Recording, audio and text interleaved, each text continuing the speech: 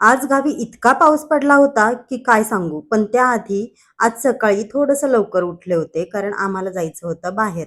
कुठे जायचं होतं हे मी तुम्हाला पुढे सांगतेच. पण त्याआधी घरामध्ये थोडीफार आपली छोटी-मोठी कामं चालू होती. आता मम्मीकडे असल्यामुळे जास्त काही कामं करत नाही. पण तरीही म्हटलं जास्त नाही पण थोडंसं तरी काम करूयाच. म्हणून कामं वगैरे करून घेतली. आम्ही सगळ्यांनी उरकलं आणि आम्ही आलो आहोत आज मामाच्या घरी.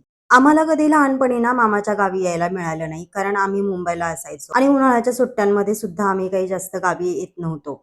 आता आल्या-आल्या आम्ही येथे मस्तपैकी भेळ बनवून घेतली होती, कच्ची कैरी वगैरे टाकून. एकीकडे मावशी आणि मम्मीच्या मासवड्यांचा प्रोग्राम चालू होता. आमच्याकडे या मासवड्या भरपूर फेमस आहेत.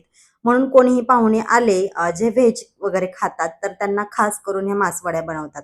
जर तुमच्याकडे सुद्धा अशा मासवड्या बनत असतील, तर मला कमेंट करून नक्की सांगा. रात्री छान सगळ्यांशी गप्पा मारत आम्ही झोपलो आणि सकाळी लवकर उठलो. आता सकाळी ना मला गावचं असं काही दृश्य बघायला भरपूर आवडतं, जे आपल्याला शहरांमध्ये बघायला नाही मिळत. आता लुसीला मी इथे बाहेर घेऊन आले होते. म्हटलं चला तिला थोडंसं फिरवून आणेन. आणि आदल्या दिवशी रात्री लुसीने आम्हाला जे काही घाबरवलं होतं ना, की मला असं वाटलं की लुसीला वाघच घेऊन गेला की काय. इतकी ती जोरात पळत सुटली होती, कारण तिला चेअरला बांधलं होतं मुलांनी. आणि जसं ती हलली तर चेअरचा आवाज आला आणि चेअरच्या आवाजानेच ती चेअर घेऊनच पळत सुटली. आणि आम्हाला भलतंच काहीतरी वाटलं. तर चला असो. आता मामाच्या इथे ना हा पोपट आहे आणि लुसी त्याच्यावरती भरपूर भुंकत होती आणि तो बिचारा जीव मुठीत घेऊन वरती-वरती चढत होता पिंजऱ्याच्या वरती. दुपारी आम्ही आमच्या घरी परत आलो होतो आणि इतका वादळी वारा सुटला होता ना गावी. आणि खरंच हे असे सीन बघायला ना मला भरपूर आवडतात, खरंच सांगते. इतकं भारी वाटत होतं ना हा सिनेरिओ, म्हणजे असं वाटत होतं की असं डोळ्यामध्ये साठवून घेऊ की काय, असा एकदम मस्त सुवास सुटला होता मातीचा आणि इतका छान पाऊस पडला होता ना गावी. आता हा उन्हाळ्यातला पाऊस असल्यामुळे मुलांना काही आम्ही भिजू वगैरे दिलं नाही.